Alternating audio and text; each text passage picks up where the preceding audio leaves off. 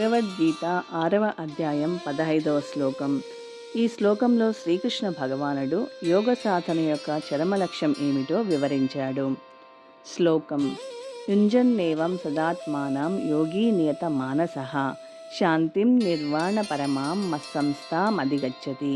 అర్థం ఏమిటంటే, దేహం, మనస్సు, కర్మలను నిరంతరం అదుపు చేయడాన్ని సాధన చేసిన యోగి నియంత్రిత మనస్సు కలవాడై భౌతిక అస్తిత్వాన్ని ఆపివేయడం ద్వారా భగవద్రాజ్యమును అంటే కృష్ణలోకాన్ని పొందుతాడు.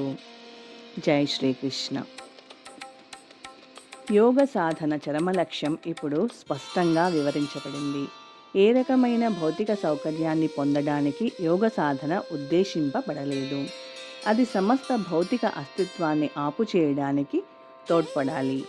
ఆరోగ్యాన్ని బాగు చేసుకోవాలని కోరుకునేవాడు లేదా భౌతిక స్థితిని వాంఛించేవాడు భగవద్గీత ప్రకారం యోగి కాడు. అలాగే భౌతిక అస్తిత్వ ఆపుదల జీవుడిని శూన్యంలోనికి ప్రవేశింపజేయదు. శూన్యం అనేది కేవలం మిథ్య. భగవంతుని సృష్టిలో ఎక్కడా శూన్యమనేదే లేదు.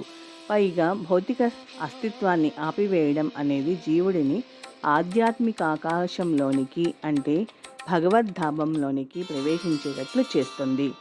సూర్యుడు, చంద్రుడు లేదా విద్యుత్తు అవసరం లేనట్టి ప్రదేశంగా కూడా భగవద్ధామం భగవద్గీతలో స్పష్టంగా వివరించబడింది.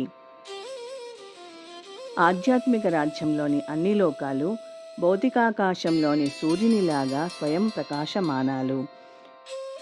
భగవద్ రాజ్యం సర్వత్రా ఉన్నది, కానీ ఆధ్యాత్మిక ఆకాశం, దానిలోని లోకాలు పరంధామమని పిలువబడతాయి. జై శ్రీకృష్ణ.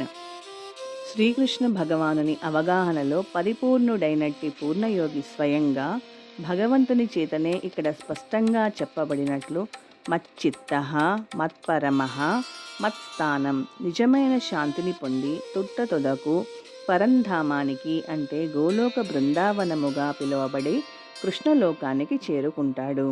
గోలోక ఏవ నిత్య సత్యఖిలాత్మః భూతః అని బ్రహ్మ సంహితలో స్పష్టంగా తెలుపబడింది.